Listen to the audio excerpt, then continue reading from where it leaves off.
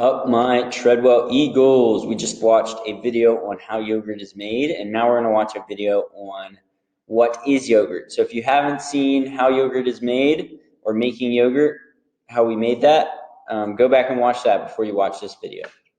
Because this video, we're going to be discussing about what yogurt is, what's happening on the molecular level when it changes from milk to yogurt, and so forth. So let's get started. What is yogurt? Simply put, yogurt is a food processed from bacterial fermentation of milk. So bacteria fermenting milk into yogurt. Yogurt cultures are the bacteria used to make yogurt. If you're making yogurt at home, these cultures can be bought at the store, or you can just use straight up yogurt. Like in the video we did today, or the last video we did, I used yogurt that I had made previously as a starter. But you can also start your yogurt with a actual, what's called a starter from the store. So the main ingredients that are in yogurt, the first one, hopefully is pretty obvious. It is milk. And what distinguishes this milk from any other milk product, or this yogurt from any other milk or milk product, is the bacteria that makes it what it is. And there are 5 different types of bacteria. Let's take a look at each one of these and see how it helps make our yogurt, our milk, into yogurt. So let's start with the first one. Lactobacillus bulgaricus is the main bacteria used in the production of yogurt. It's a rod-shaped bacteria, as you can see in this picture, and it is anaerobic, meaning what? What does anaerobic mean? It makes energy without what? Without oxygen, right? So basically what it does is it feeds on the milk sugar called lactose to produce what's called lactic acid, which helps preserve the milk and give it its kind of tangy taste. If we remember, when we exercise, we're also producing lactic acid in our bodies when our cells go into anaerobic respiration, which is what this bacteria does constantly. They do anaerobic all the time. Next up, we have Streptococcus thermophilus, which is also found in most yogurt. It is synergenic with L. bulgaricus because they work together. So synergenic,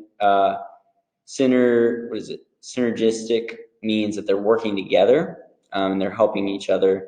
It produces some acid that bulgaricus needs to grow, and so that's what helps. It's a streptococcus. It's kind of like a circular bacteria. Next up, we have Lactobacillus acidophilus, and if we look at the actual word acidophilus, it means acid-loving milk bacillus. Acidophilus means acid-loving. Lactobacillus means milk bacillus. And it's already found naturally in the guts and the mouths of humans. Like L. bulgaricus, this bacterial species ferments sugar into lactic acid. So it takes that lactose, changes it into lactic acid. Now there's different types of Bifidobacterium species that are included in yogurt. This genus of bacteria is not necessary for the cultivation of yogurt in many cases, but it does give some good health benefits, which is why we find it in yogurt often, and it grows at an optimal temperature similar to the 3 we just mentioned and the last one we're going to mention here, which is Lactobacillus casei.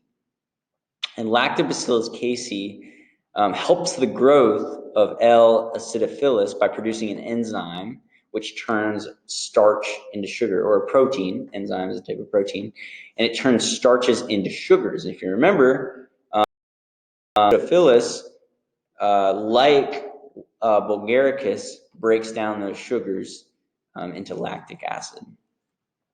And this last strain, casei, also has a lot of health benefits as well. So, making yogurt. We made yogurt in the last video, but we're just going to go briefly through what we have to do to make yogurt, maybe clarify some of the things we missed.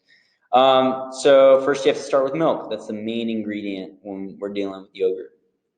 The milk is heated up to 180 degrees Fahrenheit so that the proteins can denature, which is an important development of yogurt because it allows it to become more congealed or more cheese or jelly-like. The denaturing of the proteins does that. It also kills off some of the wild strains of bacteria that you might find in the milk that we don't want in our yogurt. Once we're at 180 degrees, we're gonna maybe keep it there for 10 minutes and then cool it down to 110 degrees Fahrenheit. And we add our yogurt starter. If we add it when it's at 180, a lot of those bacterial species will die. And so that's why we got to cool it down to 110, which is kind of like the optimal temperature of most of those bacteria. You can add straight up yogurt or you can add a store-bought starter. Either one works fine. Once you've added that culture, that bacteria to the milk, it should be kept in place at 110 degrees Fahrenheit, around that, for 6 to 12 hours. In the video, I only did it for 8 hours, which works fine. But you can do it longer or shorter, depending on how tangy you want your yogurt to be. The longer you keep it in, the sharper the taste will be.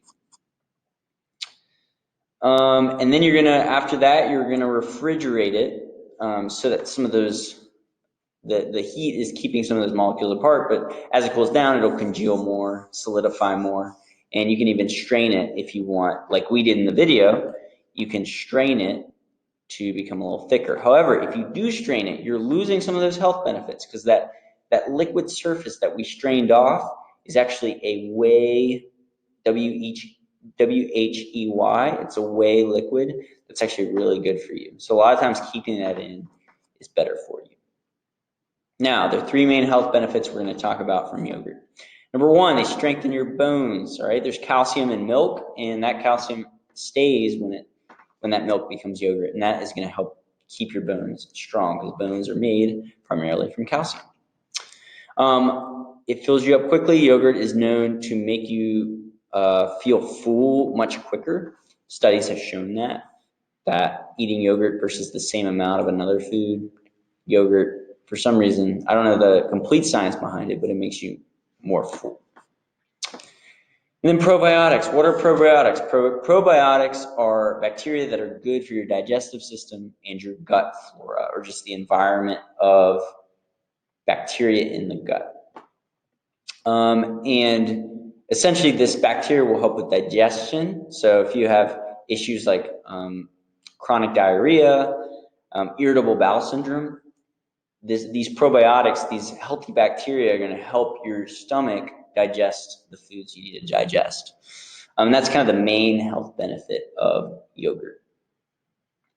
So we talked about what is yogurt, the ingredients in yogurt, the type of bacteria that's in yogurt, and how to make yogurt, and then the health benefits. So I hope you learned all that. Make sure, my Treadwell Eagles, make sure you're clicking that link in the description below. It's going to give you a quiz. It's going to pop up so that we can check for understanding about this video and this lesson. So hope you enjoyed it. Make sure to take that quiz. Miss you guys tons. And I hope you enjoyed learning how to make yogurt and what yogurt is.